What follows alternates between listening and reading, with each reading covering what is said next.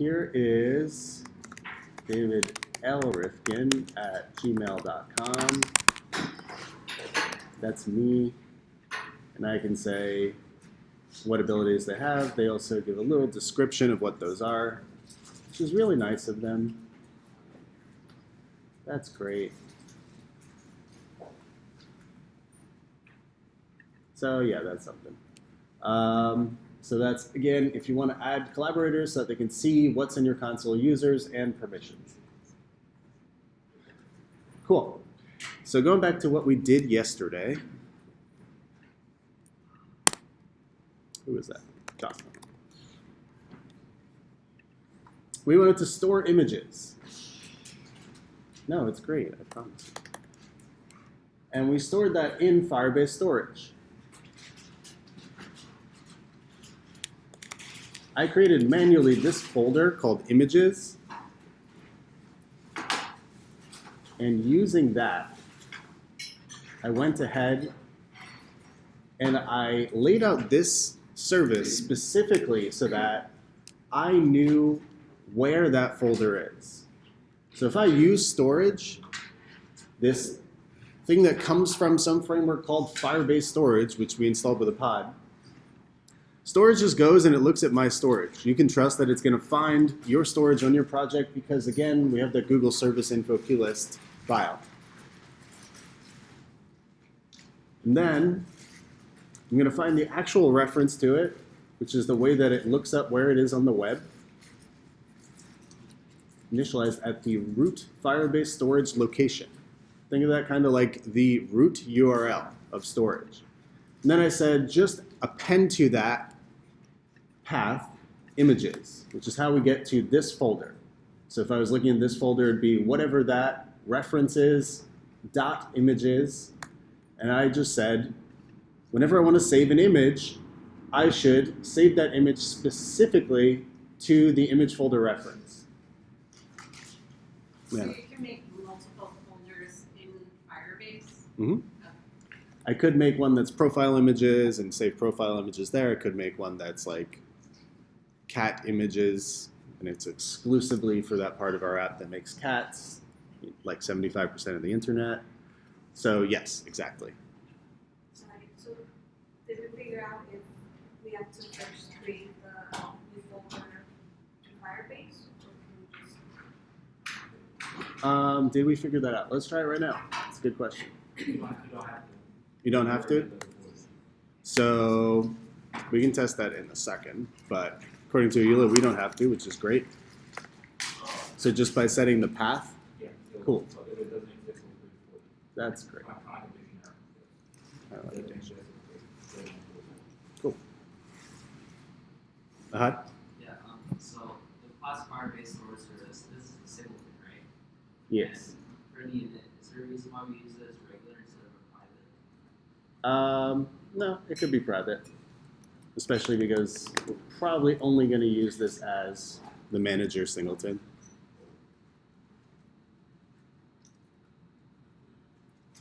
Cool so far?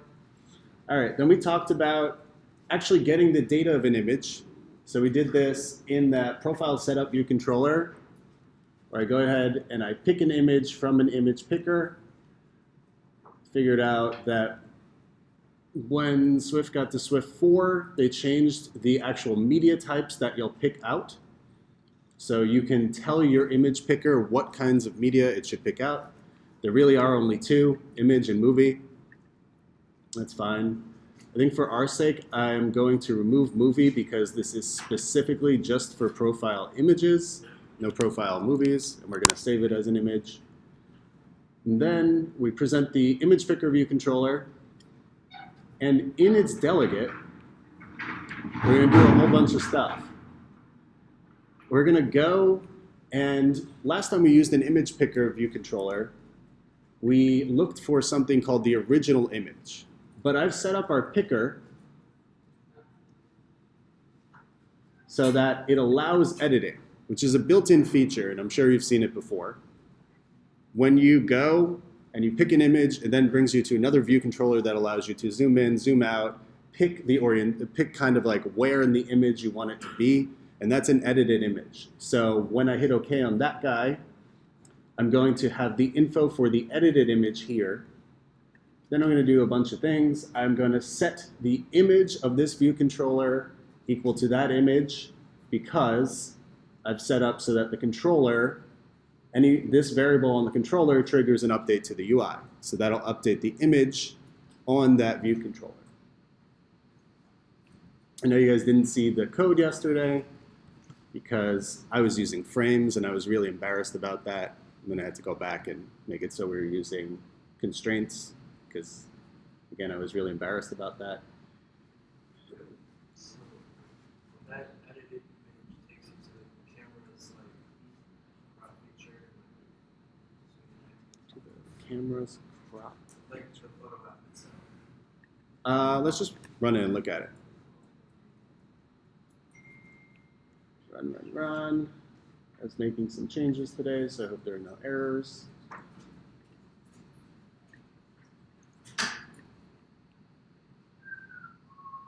I know. Tasks, tasks, tasks. Go. All right. Also, I deleted all your users, and I'll tell you why in a second.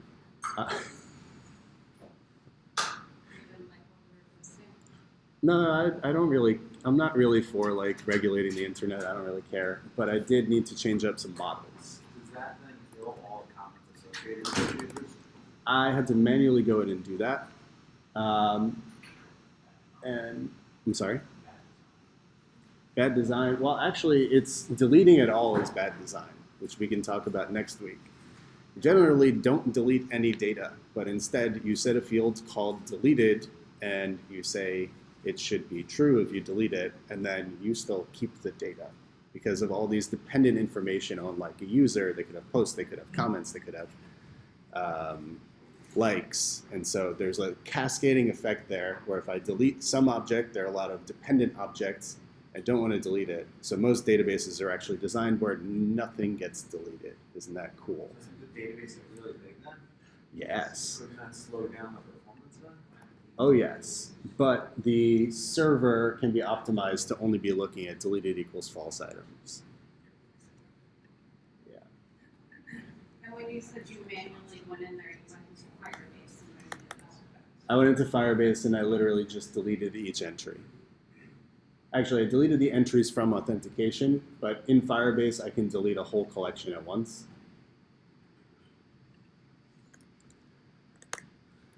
I would love if my text views would work. That would be wonderful. I'm going to keep talking about this for right now. So I pick the image, I go ahead and I store it, and like we talked about yesterday, I'm deferring any response to the user. So I'm telling them nothing about the fact that I just saved their image. Sorry. It's probably written in the terms of service somewhere that whatever images you add, we are keeping, rather than we just saved your image. I'll write the terms of service so that you don't read it, but it's in there. Okay, that's fine. So you can disable letting me view your camera, but then you can't use my app. And what that does is it just sets the image URL, which is something that we're going to use to update the user, both in our authenticated user and in the collection user. So I've set up some image URL here, and that's just set after I pick the image. If you will work, this would be great. There we go. I'm going to create a new account, which is actually,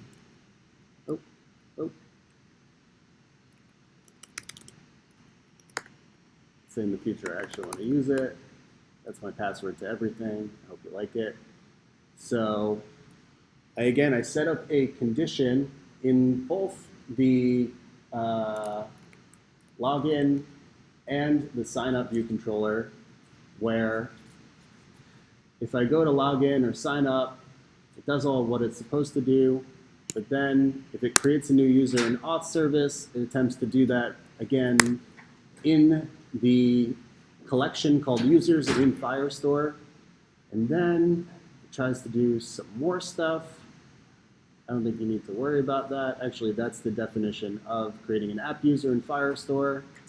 If that works, then I need to go to a new root view controller, regardless. So if I sign in, and I do or do not have a photo, I need to set a new root view controller. I don't want to be in the login or sign up part of my app anymore. So what I did, and you could probably do a better validation than this, but I look on the current user, I see if they have a photo URL, I go ahead and I tell them, if you do, so if it's not nil, go to that tab bar view controller we've talked about. If not, set up the profile. And for that profile setup, that's where all this stuff is happening. Then once we're in here, and I add an image, sure, you can use it. Thanks for asking. Eventually it's gonna pull up my picker. Come on, buddy. Thank you. And the image types, again, are only photos because I explicitly set that. Pick a photo, this is the edit screen. I could zoom in, and now it's actually gonna save this image here as a UI image. So that's the edit part. And then if I hit choose, it's gonna fill that in right there. I removed from the create or the sign up view controller setting a username and instead said you can set up your entire profile here so that later if you want to edit your profile, you could use the same view controller. Just makes it reusable. Sunny? Mm-hmm. So actually, no. So I had setting the initial root view controller, so like on app launch, so when the scene delegate is first like instantiated. And then here, I'm handling the specific point where I've logged in or I've signed up.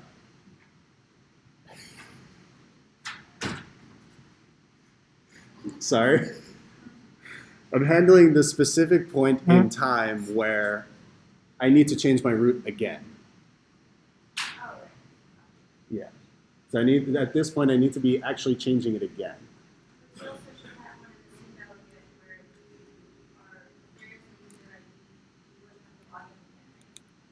I think I got rid of that just specifically for like demoing this.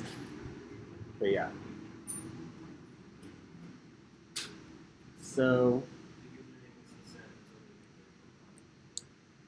the username, this guy?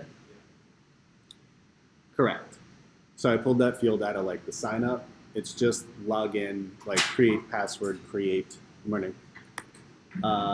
Create password, create email.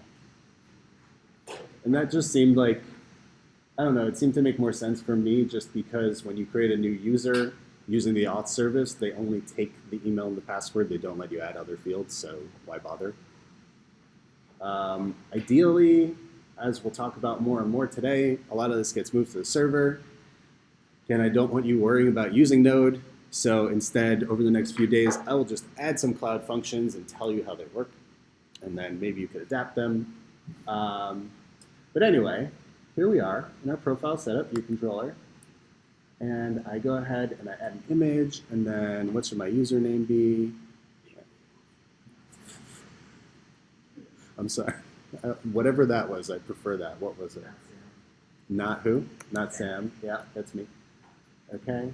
Now hit save. Does some stuff. That save button, I know I've got this beautiful name for it called Save Pressed. This is me handling all the photo stuff I need to do. So before, the storage just stored it.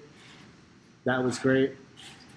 Now here I'm guarding that there's text in that text field that takes the username, which is gone, and also that the image URL exists. The image URL, again, coming from adding my image to storage. So sequentially, there's probably a little bit of an issue here where what if I hit save before my photo URL is set? Because this is an asynchronous call. So there might be a point at which things are out of sync. Probably need to make them more dependent. But let's not worry about that right now. what we're going to see a lot with using our own servers, and even just using the internet more and more, is that things really need to happen in order if you want them to work the right way. For example, yes, things really need to happen in order if we want them to work the right way. They really need to.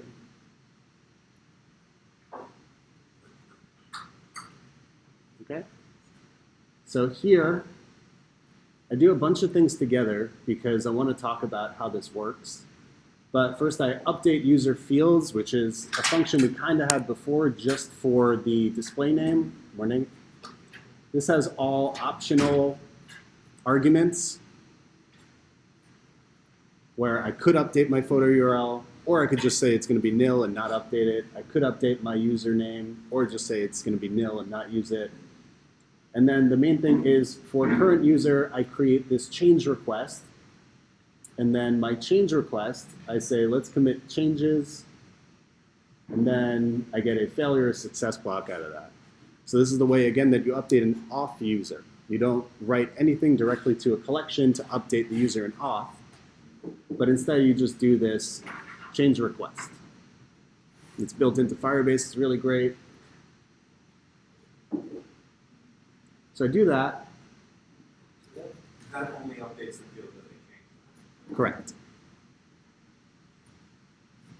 If that's successful, I'm going to do stuff. If that fails, I got to figure out how to handle that.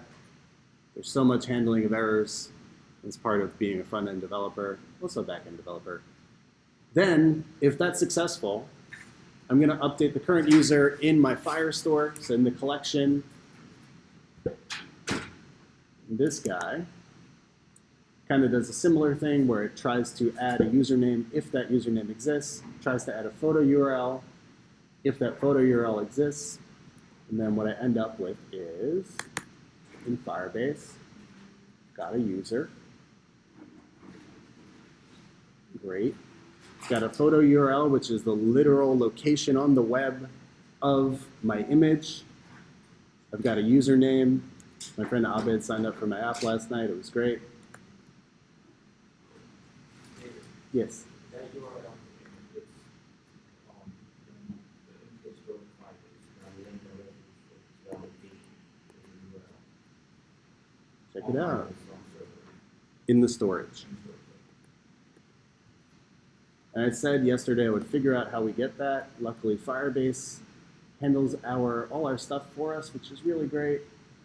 So when I went into my profile setup view controller and I saved my store image here, I actually expanded this. If I get a successful request, so no error, then I look at the location of that image in Firebase. So this is like the path on the web to my storage, which was whatever the root URL is, /images, / and I just created a unique ID so that I could save this in a specific spot.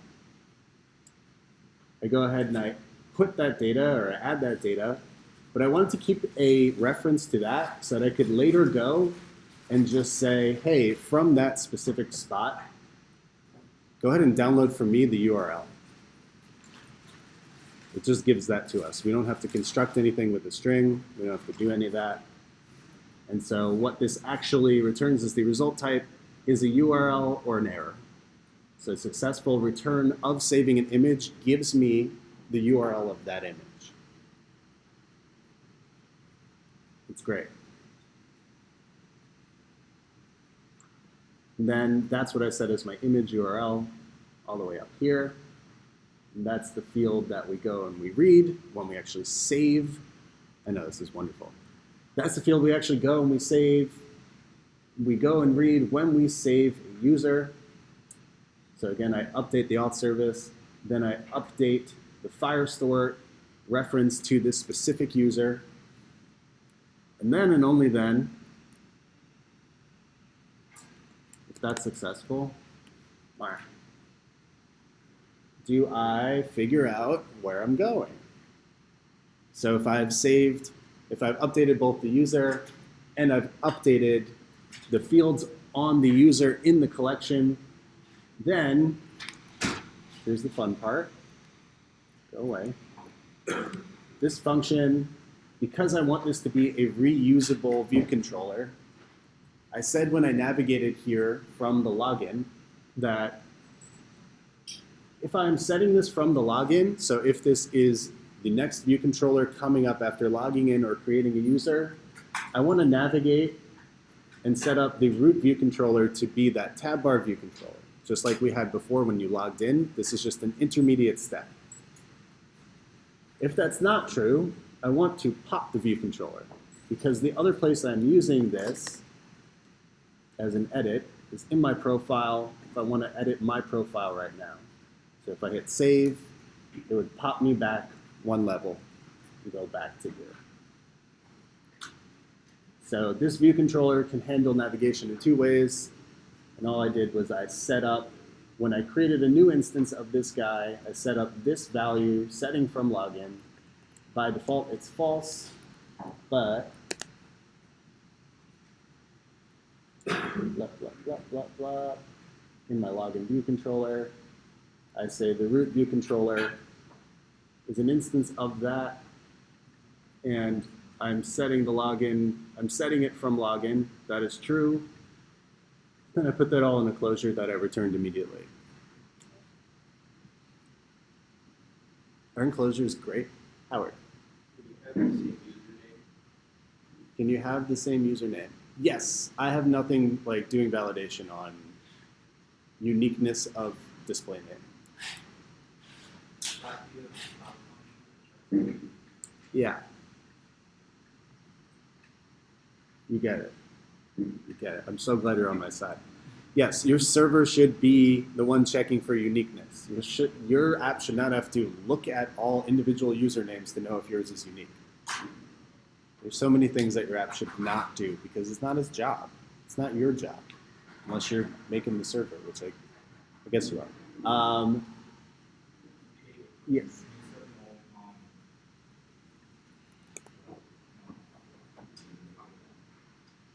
What are some nouns in your head right now? Okay. So we do that navigation. That's wonderful. I love it. But I wanted to add a discussion here about updating the user. So we could end up with a situation where things are only partially succeeding. This is where another cloud function might come up.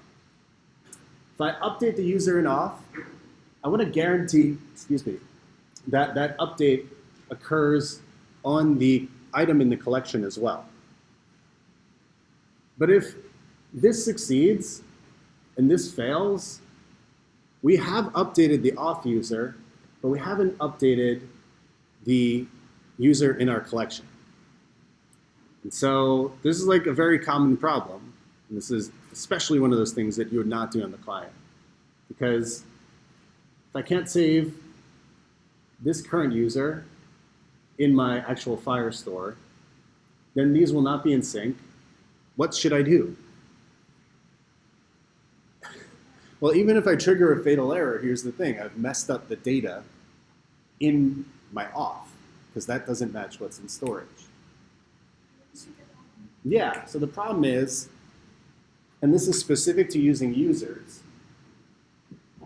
our collections are set up really nicely so that I can make an update in one spot. So let's say these are all our collections.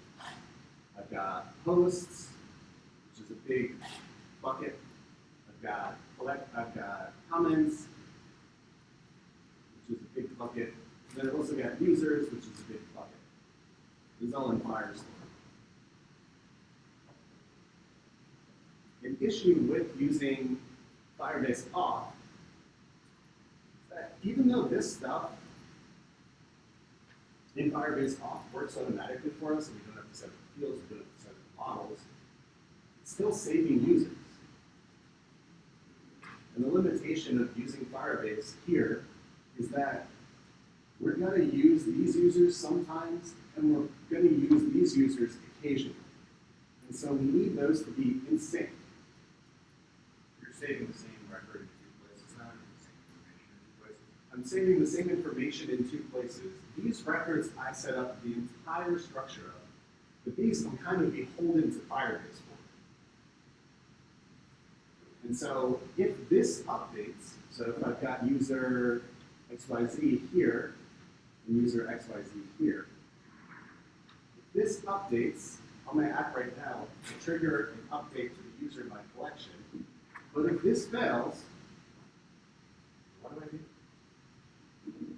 That's where handling from the client is kind of a pain in the ass, because I'll have to either retry that from the client, I'll have to try to resave this guy, or I'll have to revert these changes. And either way, like, that's not part of my user experience. That's not part of using this app. That is the data being saved somewhere else. That's a pain in the ass. Ultimately, this should be happening somewhere in the cloud. But this is a very common situation to run into. Why would it fail to update in Firebase? Let's say your connection failed right in that moment, and this request has to be triggered to the internet. There are ways we can save this stuff offline and reconcile it later. Could it ever be if you update Firestore? Would you update off, or would you always update off and then Firestore? I would always update off and then update Firestore. Do I have a good reason for that? If there are fields that can be updated on off, so like users can have any million number of things, but if you look up the documentation for Firebase off users, they only have a limited number of preset fields. And if I'm going to be setting those fields, it's really important that I go ahead and do that. Sunny.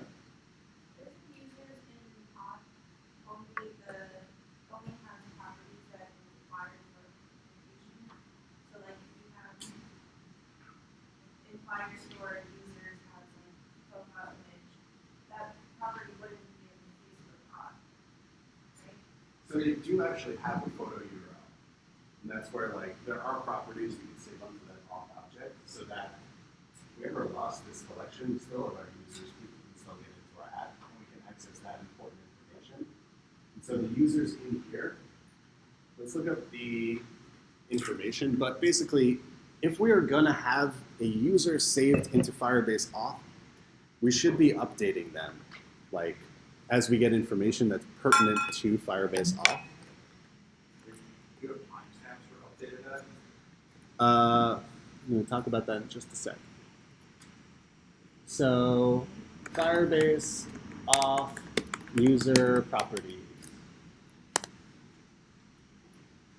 Users in Firebase off. Users have a fixed set of basic properties. Unique ID, primary email address, a name, and a photo URL that are stored in the project's user database that can be updated by the user. You cannot add other properties to the user object. Instead, you can store the additional properties in any other storage services. So this is how they're saying to use it. They're basically, the part they're leaving out is that this is not ideal, but this is how it's going to work. So if we had another property in our Firestore for users like number of posts and stuff, isn't something we would be changing, that we wouldn't reflect that change in Firebase off. Correct. So we would specifically set up calls. We would have to know the properties being updated in our edit user, like view controller or function that's actually going to send it. And if we see the ones that apply to Firebase auth, we update the auth user and we update the collection user. Otherwise, we just update that collection because it could have, like you were saying, any number of properties, any set of properties that we determine or we define. Our collection users here is just something we created called user. It's not special in any way otherwise. And so, again, I guess I'm saying the short answer is do this not on your app client, but we do have this problem right now that we should know we have. Isn't this fun? Okay. I think it's great. This way you can actually make apps that last forever. Forever. Okay, I want to show you something else I added. So in our Firestore stuff, when we create objects, I added a field to each of those called date created, so that we can know when that thing is created.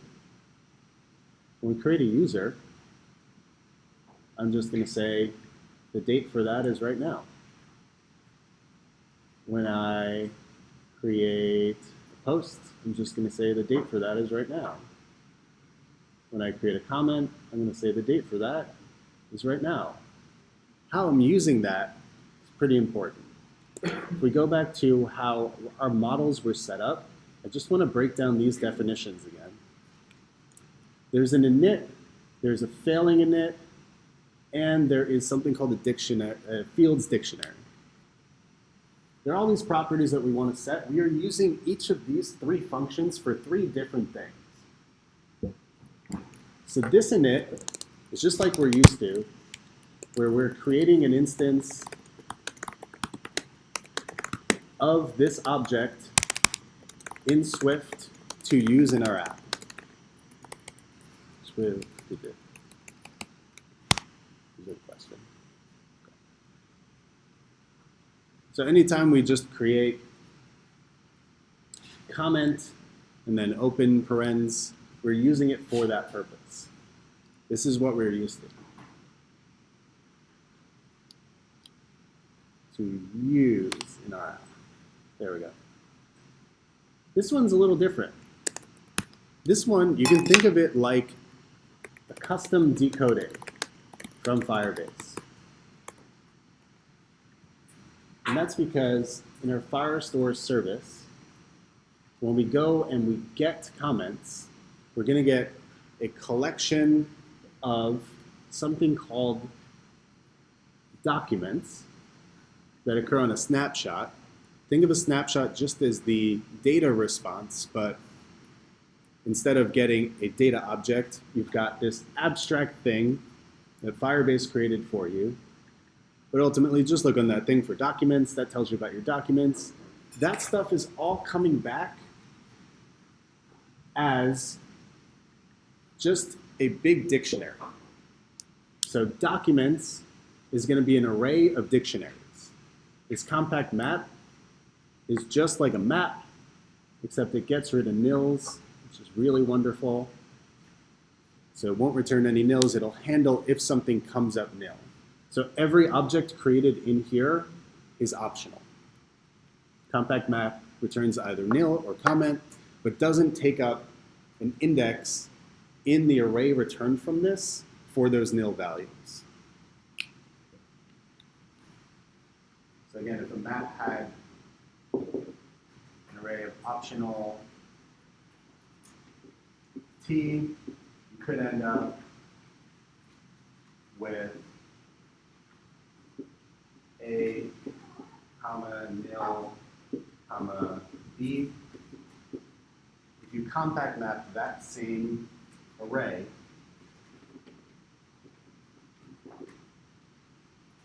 returning optional t, it's just going to give you a and b.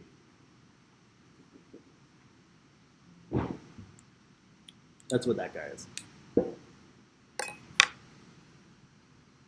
In this compact map, we're using that other initializer, which takes in a dictionary. And so for each element in the documents coming from the response from this GET request, which is really all it is, for each of those, we're throwing in that specific thing in the array, its data. And that is the blob. That is this dictionary we're throwing in here. And so this second init, the failing init, is our decoding where we are going through that dictionary and picking out the fields. These fields match exactly whatever the fields in here are. So the strings for those fields, the keys for all of them, match exactly what you see in here. So I've got on a comment, if I have any, I don't remember. I've got a body, a creator ID, a date created, a post ID, and a title. got a title, a body, a creator ID, a post ID, and a date created. Not the same order, it's okay. Those things are then used. So if we get back all those things, it's required that if we are decoding, that we get back all those things. Otherwise, we return nil. And that nil case is just mapped out of there. It's compacted out of the resultant array. If we do have all those fields, which we're saying they're all required for me to create a new comment, then we have successfully decoded the information from Firebase. We're creating a new instance of comment. And then the only thing we're using is we're also going to just grab the ID that was already saved. So here's the ID, that's the document ID. Grabbing that ID just in case we need it for, like, I don't know, for example, if we created upvotes on comments, we would have wanted to know the ID in Firestore that it actually relates to. Would you like me to explain that again? Okay, here's the flow.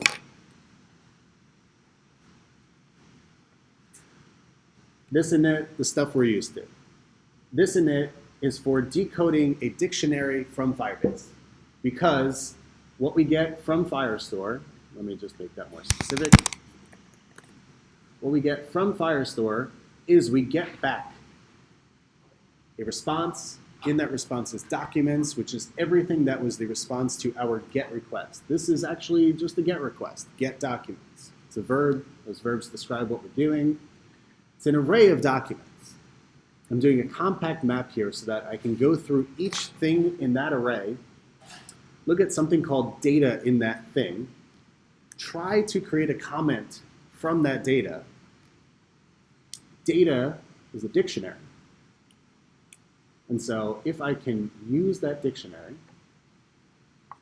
and get all the fields I need in order to initialize a comment, then it successfully creates a comment. If there's a nil comment, then it just compacts it out of the resultant array from doing this map. And so this failing init is just like a JSON decoder that we used to have, but we've actually defined how that decoding works. I'm sorry? So that's just the function of the compact map. And that's like, if we got results, but some of them are wonky, then it just pushes those aside, and so our app can use results in the way we expect them. Cool. All right. So this is like decoding. This one is just like encoding. Bless you.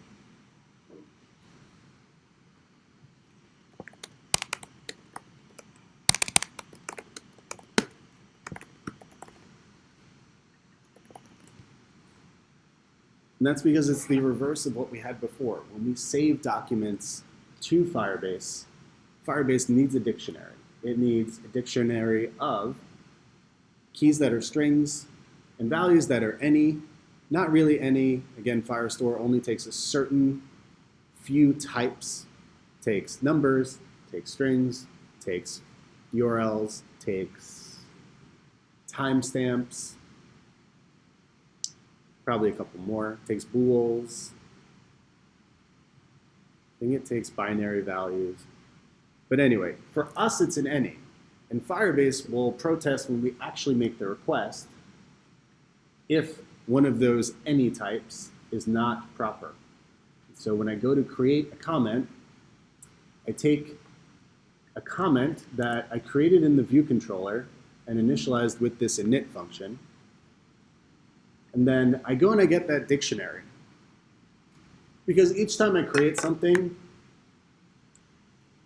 I want to add a date created field to it. I could do this in the actual fields dictionary right here. But for me, it just made more sense to do it every time I see creating a new object in my Firestore. Blah, blah, blah, blah. Date created is right now. then I add that document just like we did the other day. I can use date created for what we're going to do right after we take a break. But right before we do that, I'm going to show you one more change. And that change is something I did that I'm trying to remember right now. Yes, okay. So we have gets and we have set data. So here we have created a whole new object in Firestore. This is our create user. Here is my edit user. It's the same exact path to get to that user, but instead using an update data. This is important because if you use a set data here, it's going to write over the entire object. If you use an update data, it's going to only add the fields that are the keys of whatever dictionary you throw in. So I'm constructing this dictionary here rather than on the object itself because I don't want to push up something with all the keys. Because even if those keys are empty strings, it's going to replace what I had there before. This lets us update only the specified keys and the values on those keys. So update data as opposed to set data. But otherwise, you're still looking at the same collection, looking for the document at the same place. Just keep this in mind because the biggest thing we'll do when using our own servers is we'll probably override data that we meant to just edit. This is a put request as opposed to a post request. Good. How do y'all feel about that?